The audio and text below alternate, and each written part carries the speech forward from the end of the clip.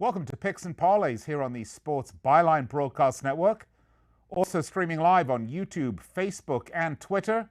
I'm your host, Nick Geber. Find me on Twitter, Nick Geber. You can see it right there if you're watching us on YouTube, Facebook, or Twitter. If you're listening to us on the radio, you're going to think I'm insane. But that's all right, I am. By the way, allow me to say how wonderful you are today and how magnificent you look. And really what a smart and intelligent person you are. That's right, today we celebrate National Compliment Day. So let's make sure to have compliments for everybody that we come in touch with today. Let's not.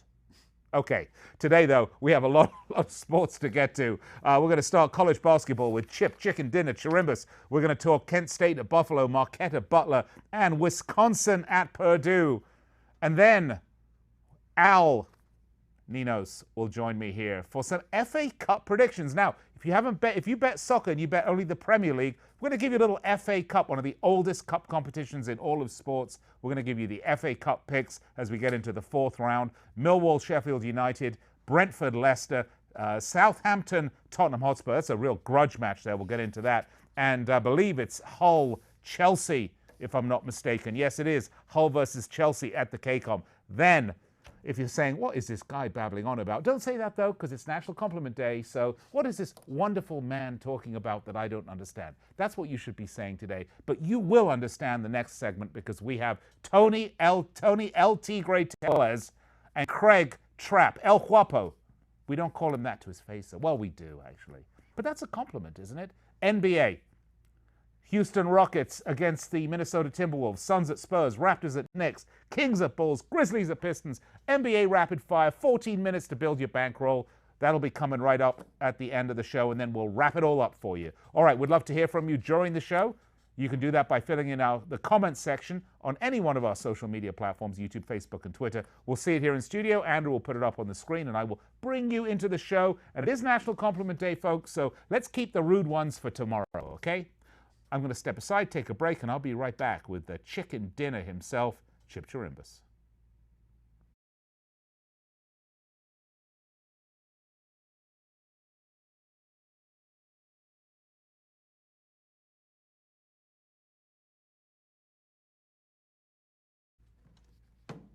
Welcome back to the show, Picks and Parlays. I'm your host, Nick Geber. Find me on Twitter. Twitter me, twatter me, reach out, flatter me. National Compliment Day, so send me a compliment, would you? Make me feel good, because my fragile ego is rather bruised these days. There I have it, Nick Geber, that's me. That's me Twitter, laddie. But we're not actually talking about any pirates today, so we'll get over that one. All right, let's bring in our special guest. He is one of our serial winners, and a man whose smugness just follows him around like there's no tomorrow. He's also got his Model T parked outside. Yeah. Chip Chicken Dinner Chirimbes. Chip, good to have you. It's great to be here. You know that, Nick. Always a pleasure. Yeah, well, so we're going to talk some college basketball today. We have three games that we have curated because we think that there's some good values here. We have one in the Big Ten, one in the Big East, and one in the Mid-American Conference, which is, I challenge you, name every team in the Mid-American. No chance. Okay. No chance. Gotcha. All right. Maybe that should have been a prop bet. You can ask me the nicknames of the team. You name the team, and I'll give you the nickname. But you know what? The Lori Loughlin's. Yeah, the Lori Loughlin's. Yeah. Cheater U. Cheater U. That's right. On the Pac-12, right? Yeah. Currently top of the Pac-12 basketball standings. All right. Okay, enough of that. All right, let's get to it, shall we? Let's start in the Big East, Chip. Let's go Marquette at Butler, because I like to keep you scrambling around with your papers. That's quite all right. The Marquette Golden Eagles are 14-5, 12-7. By the way, the Roman legions used to go into battle carrying the Golden Eagles. Did they really? Yeah. I wonder if that's the Marquette. I don't think so, but anyway, 14-5, 12-7 against the spread. They're 7-3 in the last 10. They're on a 3-game winning streak. They beat St. John's 82-68 last time out. They're 2-3 straight up and against the spread on the road. They're 4-3 in conference. Greg Elliott's out, but Marcus Howard is likely to play. The total's gone over in 9 of the last 11. And the Butler Bulldogs, they don't drool, but they do win. They're 15-4, 11-7-1 against the spread. They're 6-4 in the last 10, though. They're on a 3-game losing streak, which is a bit of a shocker, actually, because they're 15-4, which came after a healthy 6-game winning streak. Absolutely. So, I mean, they talk about a streaky team, although at home, Chipper, they are dynamite. They're 9-1 straight up. They're 8-3 against the spread. They're 3-3 in conference play, though. That's questionable. Christian David and Henry Bradley are question marks. and they are big home favorites at 5.5 with a total of 137. Do you like that number? Well, you know, Nick, that number is very strong for a team that has lost 3 in a row, without question. And they were really handled quite easily by Villanova the last time. And 3-3 in conference. Right, that's the point. But right? they are 10-1 straight up at home. One of them was a Division II team, so we may not have recorded that. So it's 9.5. Right, okay. But they're, Butler is 5-2 against a number after a loss, and they've had 3 in a row, but they're only 1-4, Nick, after a straight up loss. So in other words, they could have a point spread loss and they could recover it from it, but in a straight up loss, they haven't recovered as well. This Marquette has one of the best players in the country, definitely a consideration for a lottery pick, and we're talking about Marcus Howard. And like I said, they've won 3 in a row, but they've covered only 1 of their last 4 off a big win over St. John's. Marquette is certainly a quality team, and for them to be getting this kind of points here, I think what they're saying is that the Bulldogs are laying in wait, Nick. This team has lost 3 in a row. Now they're coming home where they feel so much more comfortable. Right. And Marquette at 14-5, they've already had 5 losses. Butler is only 15-4, so I'm leaning toward Butler here. I would lay this as opposed to take it off a 3-game losing streak and off the strong favorite. They could have been made a 3.5-point favorite here, Nick, and people still would have been considered taking Marquette. Yeah. So I think that the odds maker is telling you here that Butler's ready to rebound and recover from their 3-game losing streak. Yeah, but just my first initial reaction to this is, 9-1 straight up. Okay, 9.5 and 1. Right. It is fabulous. And but we mentioned 3-game losing streak.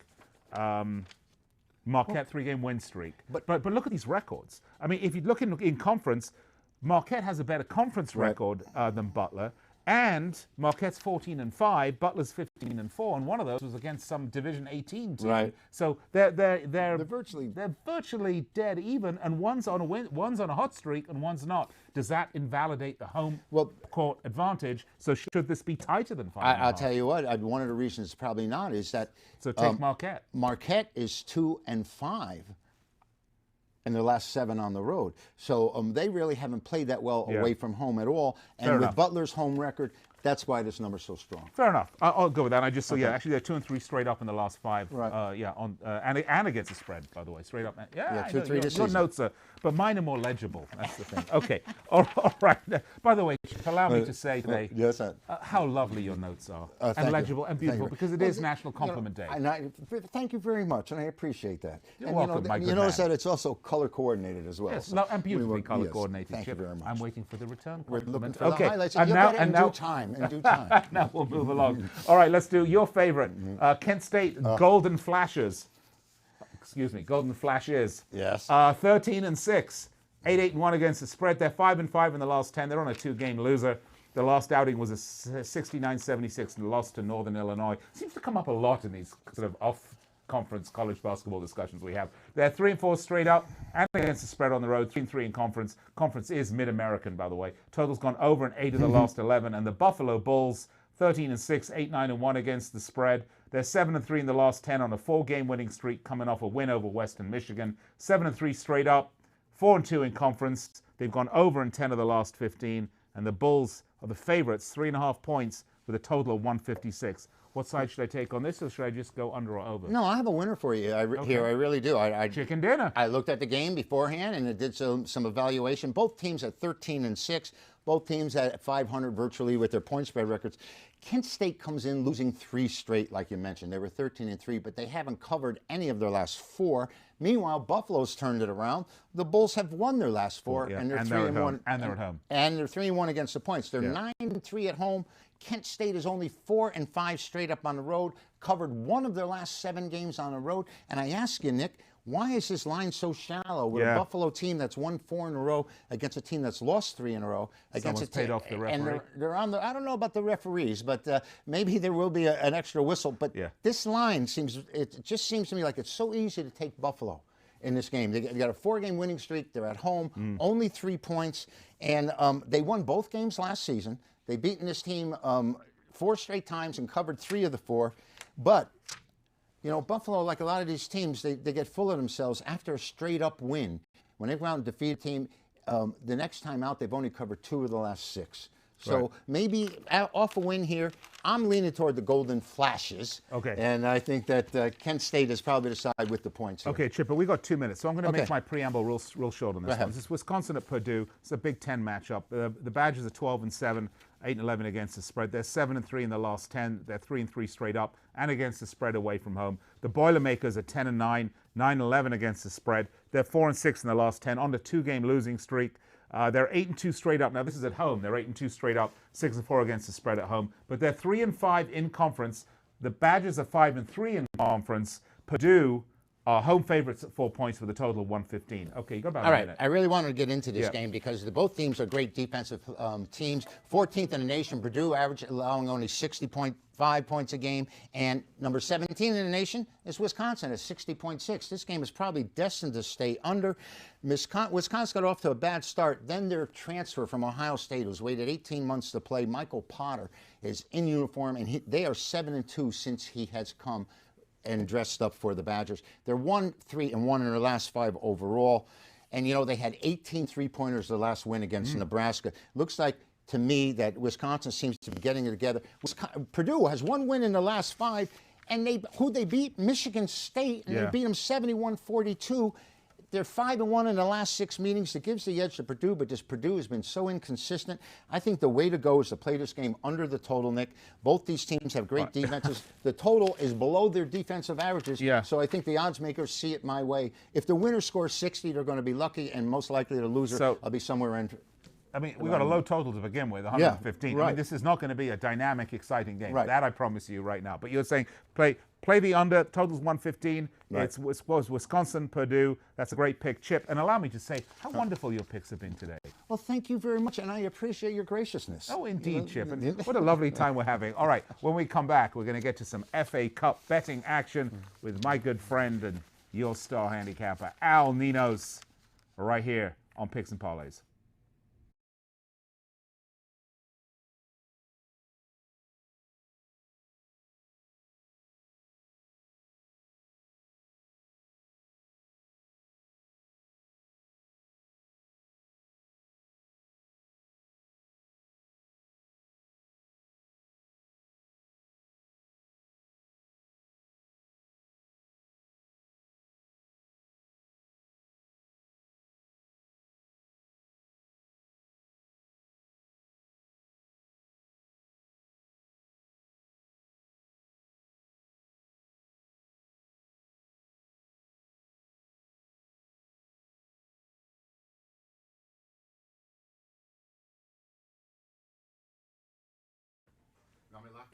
Welcome back, Picks and Parlays.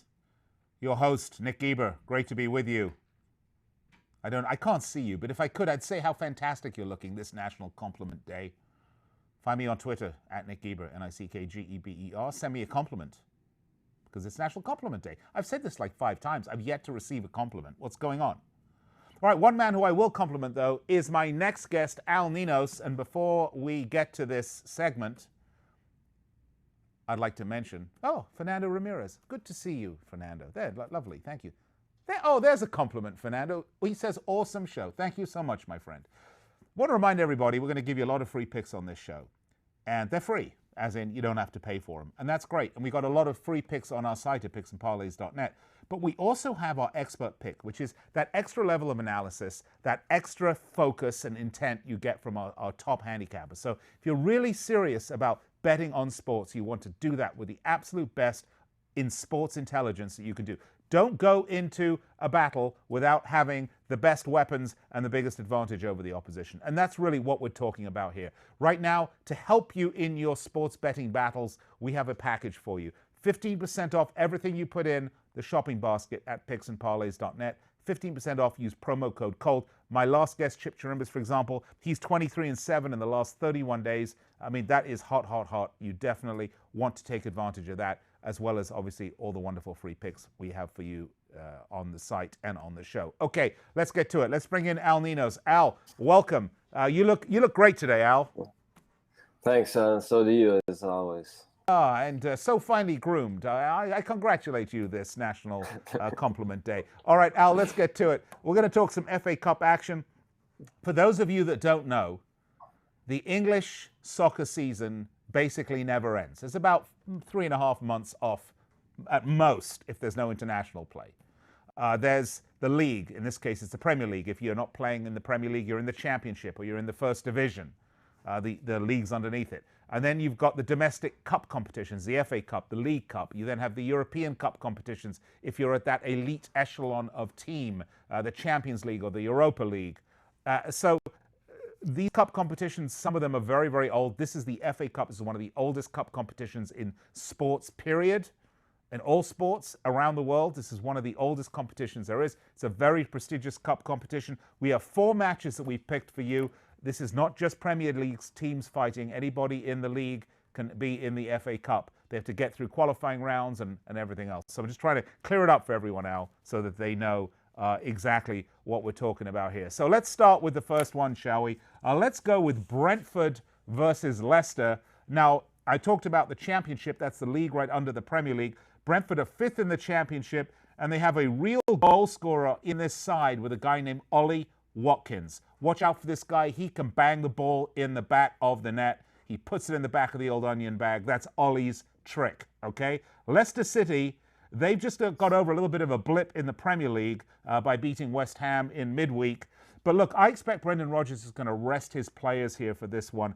With a league fixture against Chelsea coming up over the weekend, a big one at Stamford Bridge. And then they also have a Carabao Cup where they're really, really deep in the Carabao Cup. And Jamie Vardy's injured. Expect Brendan Rodgers to give his younger players on this side, they're already a young team, by the way, a good run out, some of the players that you don't see all the time. So I'm thinking no Jamie Vardy.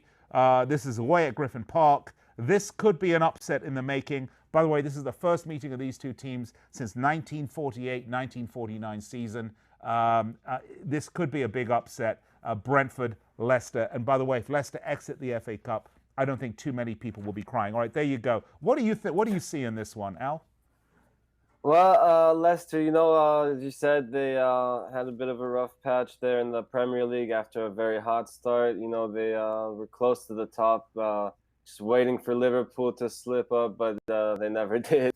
So I think, Leicester and other teams that are a bit behind Liverpool will give this FA Cup their best shot because, they might want to take some home. They know they got pretty much no shot at the Premier League. So why not give this FA Cup a try? And I think they come out to play and win this game. So I'm taking Leicester minus 116.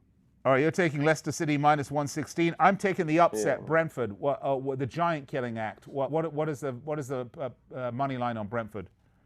Let me pull that up for you again. It is plus 327 on the money line. Beautiful. Love that. Big money. Brentford, go for it. All right, next up. I wonder if that's my banker calling. No, it's not. All right, he's like, yeah, you're going to put all your money on Brentford. They better win. Next up, Millwall, Sheffield United. This is at the Den. If you don't know anything about English football, Millwall, nasty. If you followed punk rock in the old days, Sham 69, that's all about Millwall, all right? Sheffield United, look, they have been the surprise package in the Premier League this season. Chris Wilder, though, will absolutely use this match to give his players a run out, okay? They only just beat Fylde to get here, which was like a non-league team, a conference team. And the reason for that is Sheffield United were a promoted team, so just staying in the Premier League and doing as well as they have been doing for the Blades is winning a trophy in and of itself.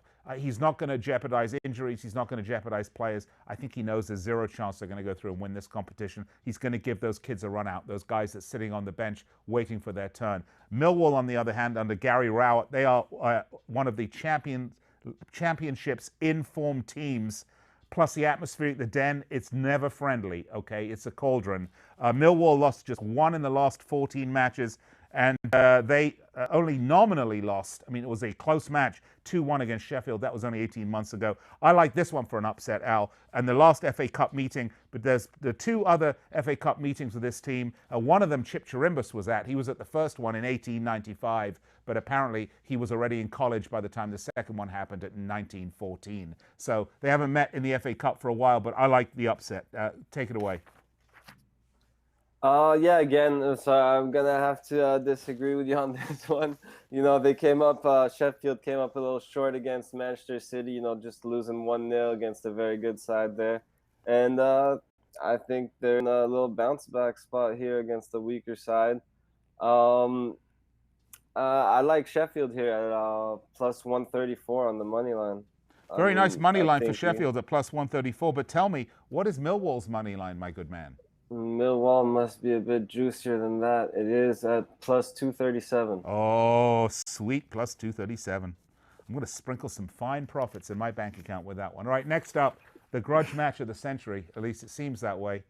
This is at St. Mary's, where Tottenham Hotspur will be returning to face Southampton after about 30 days ago. They lost to Ralph Hasenhutl's side in a very contentious match that saw Jose Mourinho essentially get ejected, carded and ejected. And on the way out, he called one of the Southampton coaches an effing idiot. Now he's going to have to get to face that man again. Wasn't Ralph Hasenhüttl, by the way. Just want to be clear about that. He called one of his assistants an effing idiot. Now Mourinho is going to have to face the music and face the man he called an effing idiot.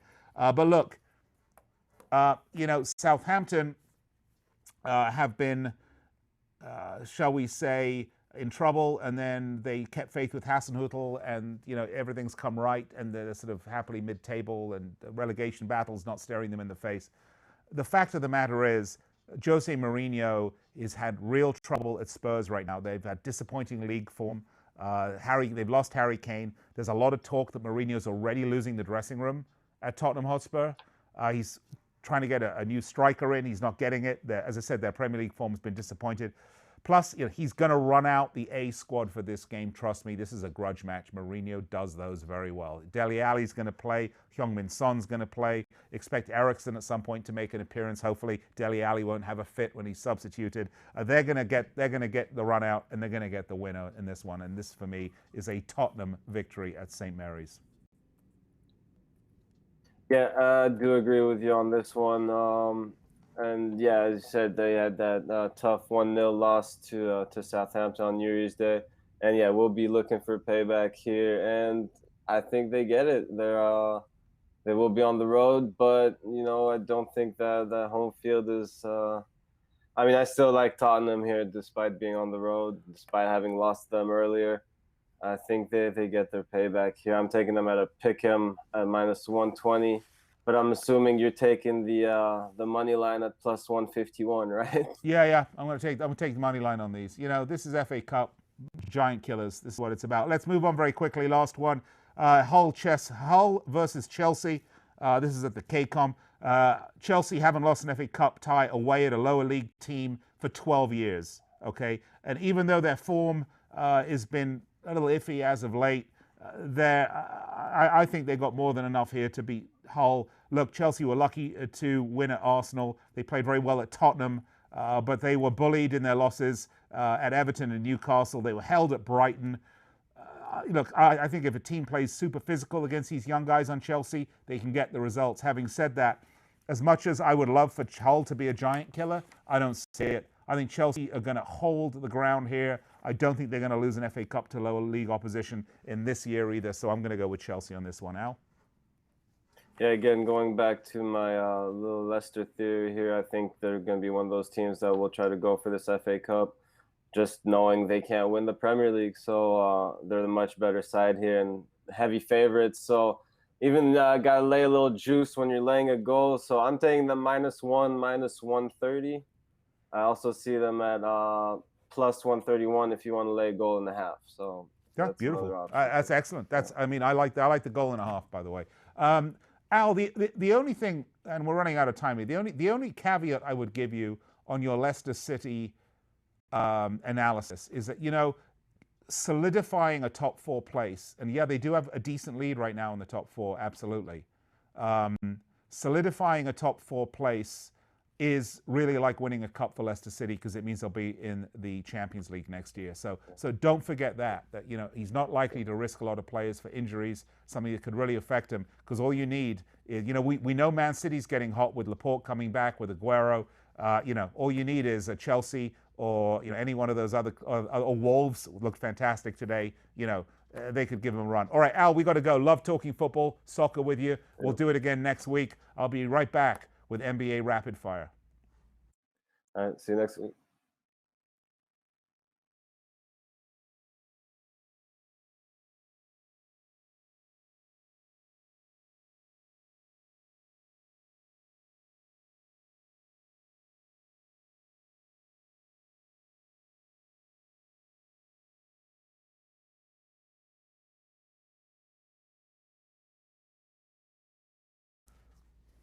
All right, welcome back to the show, Picks and Parlays. Hope you enjoyed the discussion in the last segment, FA Cup, a lot of fun. So we've done a little college basketball, we've done a little English soccer for you, and now let's move right along and get to a quintessentially American game. We're talking about the National Basketball Association, really one of the most entertaining sports on the planet, I have to tell you. Big fan of the NBA. Joining me for our NBA Rapid Fire segment, two of our absolutely best handicappers, Tony El Tigre Tellez and Craig El Guapo Trapp. Allow me to say, gentlemen, first of all, Tony, your smile magnificent today, and Craig, you're simply glowing in your Picks and Parlays outfit. Thanks. You're too much. Thank you, Nick. Well, of course, today is National Compliment Day, gentlemen, so I just wanted to, be sure to live up to the expectations today. And, compliments, no one never expects one in return. Well, you're doing a great job on the show today, Nick. Oh, Look at those glasses. Oh, Wow. Thank you so much. Yes, these have often been called birth control glasses, but I have 3 children, so clearly they're not working properly. Okay, let's get to it, shall we? Let's start. Gentlemen, Houston Rockets, Minnesota Timberwolves. The Rockets 27-16. The Timberwolves 15-29. The Rockets beat the Nuggets. That snapped a 4-game loser for them. And the Timberwolves, they are only 2-8. They've lost the last 7 in a row. The Rockets are 5-point favorites, total 234.5. Let's start with you, Craig. Well, the key in this one, I think, is Minnesota finally starting to get a little healthier.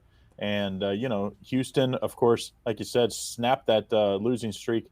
I think this Houston team continues to be one of the better teams in the West. If you just look at their overall talent and their overall scoring ability, I think you have to go with the total here. Minnesota plays very little defense, neither does Houston. I think 234 sounds like a lot, but I still think this one goes over. Let's take the over 234 here.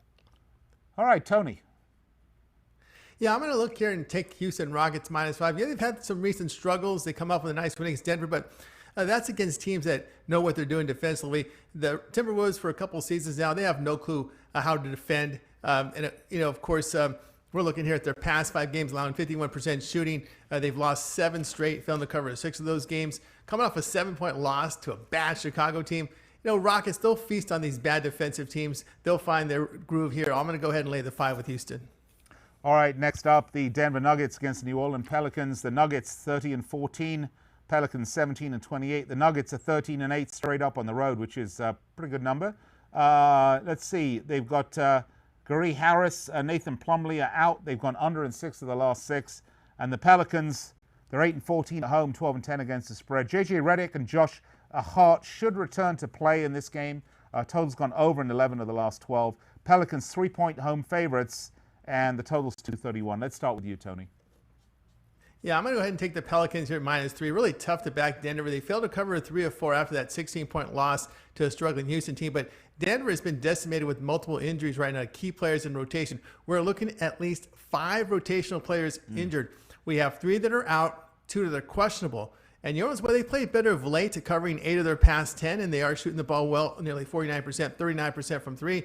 And the Nuggets' defensive form on the 3-point line has not been quite sharp right now. Def will be an issue here. I believe New Orleans will run at a fast pace, but just too many injuries on the Denver side. I'll take New Orleans -3. All right, Craig. Well, the question here for me is Zion. Obviously he looked good late in that game. Of course, he was on a minutes restriction. Is he going to be on a minutes restriction again? That's the key. And how many minutes? Is he going to stay under that 25? If he's under 25, I kind of going to probably butt heads with Tony. I'd probably take Denver, a banged-up Denver team, getting 3 points. Like Nick said, 13-8 straight up against the road. Granted, not great lately because of all the injuries.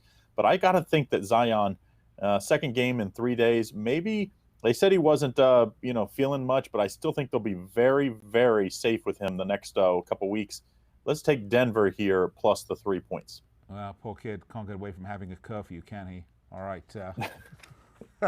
Grizzlies at Pistons. That's probably better for Luka Doncic, right? What's he, like 20 years old? What's Zion, 22? 22 or 21, right? Oh, 19. Yeah, so there you go. Yeah. Unbelievable, these kids coming into the league today. I mean, it is incredible the talent they have. But they do have to be managed and managed carefully. And that's why I think the franchise that they end up with is so important. All right, let's talk about the Grizzlies at the Pistons. The Grizzlies 20-24. They're 7-3. They're on a 2-game losing streak. They're 8-11 straight up, 9-9-1 against the spread. They've gone under in 4 of the last 5. And the Pistons 17-28. They're 5-5. They beat Sacramento 126-106 last outing. They're 9-13 straight up at home and against the spread, which ain't great. Andre Drummond will play, but Bruce Brown Jr. won't play. And the Pistons are narrow home favorites at 1.5 points with 227.5. We started with you, Tony. Let's go with Craig. Well, this one, it's all about the Grizzlies here. I think the Grizzlies, obviously, they play in the tougher side of the NBA. The Pistons play in the East, and they're still 17-28. The one thing Detroit has going for him is Rose. Rose has had a great year. Probably, I don't say he's MVP type season they had back when he was with Chicago, but he's having a great season, and supposedly a lot of teams wanting him via trade before the trade deadline here. But this Memphis young Grizzlies team can really score. They really push the pace.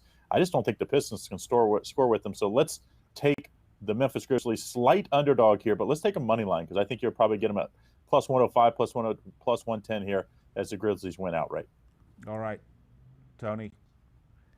Yeah, I'm with Craig here. I'm going to take Memphis here plus the points. It's just tough really to back Detroit. They've not been good against the better teams in the league. We've seen them beat up on some bad teams of late, Sacramento and line. They caught Boston dealing with injuries in the rotation, and the flu was going around in there. But I think, like Craig said, I think this will be a get-well game for the Memphis Grizzlies. They find a team here they can really pound on. They've been a really good scoring team. They've shown some improvement. They're shooting the ball well. Looking at the past 5 games, nearly 47%. And we look at here at the Pistons, nearly in the bottom of the league in field goal defense, allowing over 47% shooting. I'll take Memphis plus the points. All right, and gentlemen, allow me to say how splendid your picks have been so far. Okay, let's move along. Next one, Sacramento Kings, 15-29 against the 17-29 Chicago Bulls. The Kings 3-7 on a 6-game losing streak. They lost to the Pistons last outing, 7-16 straight up away from home, 13-10 against the spread there as well. Marvin Bagley III is doubtful. They've gone over in all of their last 6 games. And the Bulls, 4-6, coming off a win over the Timberwolves. At home, they're 10-14 straight up, 11-13 against the spread. The total's gone under. Look, guys, neither of these teams have particularly good records either away or at home. So I didn't get the numbers on this one. I'm going to throw it over to you, Tony, to start it. Yeah, and this one I'm gonna take the over here, over 221. And you mentioned the over with Sacramento, and the Bulls have been going over as well. These teams just don't play defense. I mean, we look at the past 5 games, Sacramento giving up 49% shooting, the Bulls giving up 51% shooting, 39% from 3. Now we look at the Bulls' recent games against bad defensive teams. They posted 117 points in Minnesota, 118 to Cleveland, 115 to Washington, all at home.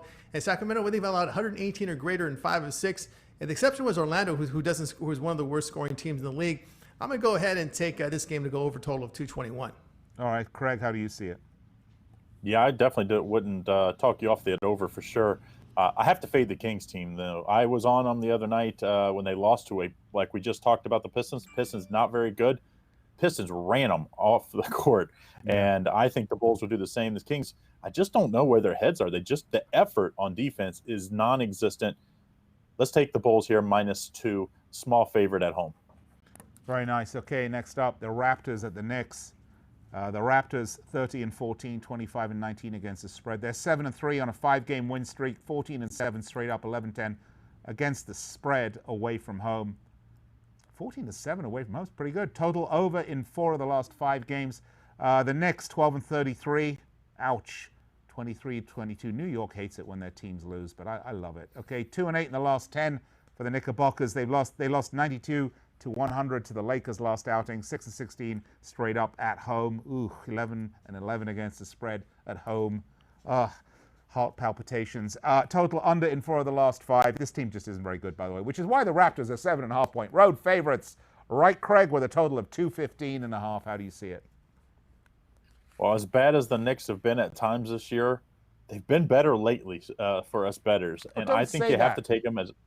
Yeah, I know, but at home, 7.5 points against a Raptors team that's still banged up. When the Raptors are healthy, this team would mop the floor with the Knicks. I just think they're going to win this game, but I think it's in that 4 to 5 range. So give me the 7.5 points reluctantly with a young Knicks team that's hopefully continues to be a little better against the spread, as they're 5-5 against the spread in the last 10.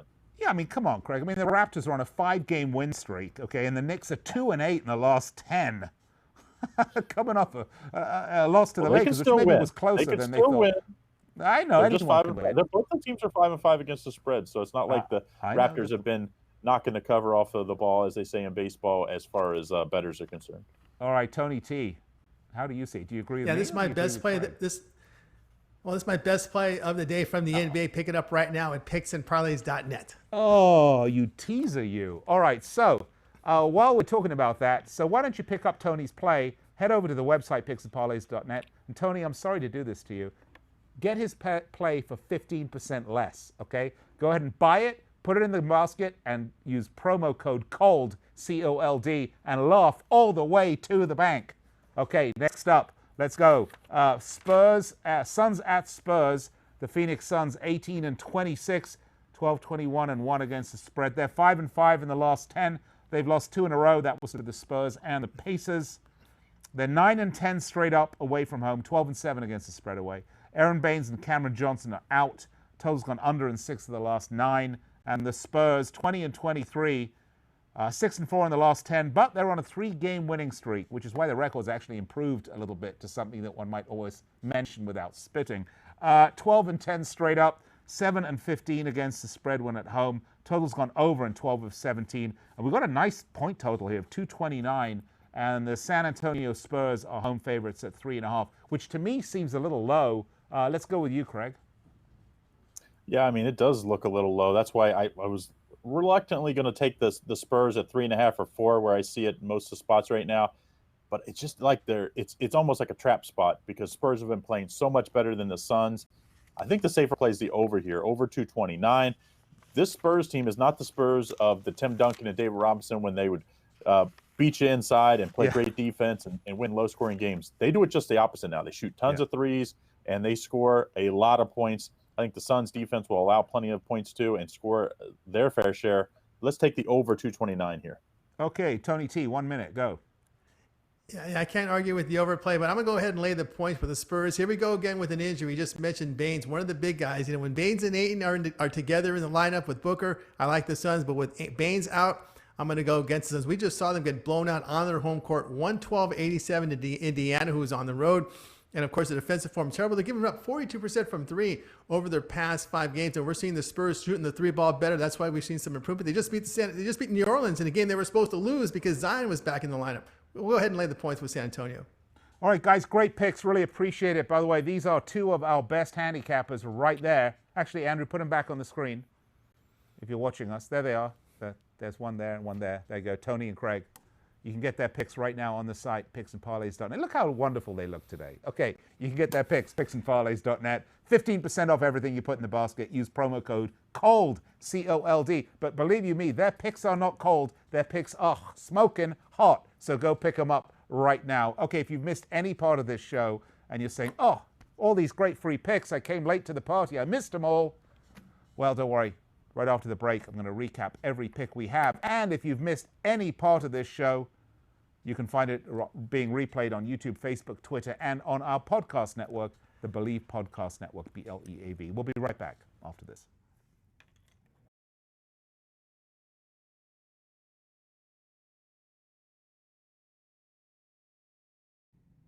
Welcome back.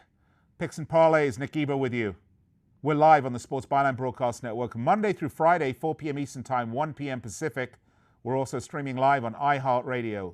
iHeartRadio, TuneIn. I nearly said something that we're not streaming live on, so don't worry about that. iHeart, TuneIn. And of course, streaming live YouTube, Facebook, Twitter as well. And if you've missed any of the show, you can find the replays immediately following the show at YouTube, Facebook, Twitter, and the Believe, BLEAV podcast network. Well, I mentioned I was going to recap all the picks we gave you today in case you missed any of them. So let's jump right to it, shall we? We started with Chip Chicken Dinner Chirimbes with his college basketball picks. Wisconsin at Purdue, take the under 115. Marquette at Butler, take Butler minus 5.5. And Kent State at Buffalo, take Kent State plus 3.5 points. Then we did a little FA Cup with you with Al Ninos. Now, Al and I disagreed on a few of these, but I'm going to give you his FA Cup picks, so you can send him hate mail, if it doesn't work out. No, these are great picks. Brentford at Leicester, take Leicester minus 116. Millwall at Sheffield, take Sheffield United plus 134. By the way, my picks were Brentford for the upset, Millwall for the upset.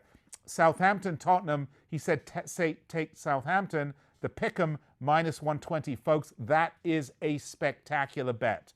Okay, that means it's a push if they draw, but you still get minus 120 if they win. I think Spurs should win that. Hull and Chelsea. Take Chelsea minus 1 and minus 130. And I think I took plus 1.5 at a little bit of plus money there, about plus 130. But find the odds. Take Chelsea on that one. All right, and then finally, NBA Rapid Fire.